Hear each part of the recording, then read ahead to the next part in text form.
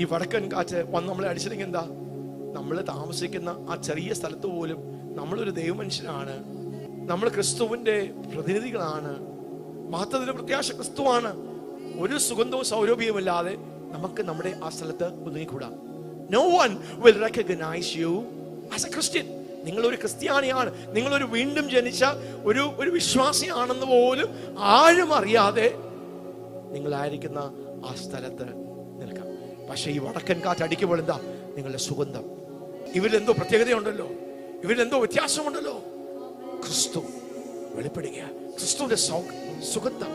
വലിയ സ്വാധീനങ്ങളും ചലനങ്ങളും ഇല്ലാതെ ഇരിക്കുന്ന നമ്മുടെ മേൽ ഈ വടക്കൻ കാറ്റ് അങ്ങോട്ട് അടിക്കുമ്പോൾ, ഈ വടക്കൻ കാറ്റിന്റെ റുവാ കാറ്റിന്റെ അഭിഷേകത്തിന്റെ ആഴമായ പ്രവൃത്തി നമ്മളൊന്ന് come Holy Spirit and blow on me so that my fragrance will be made known.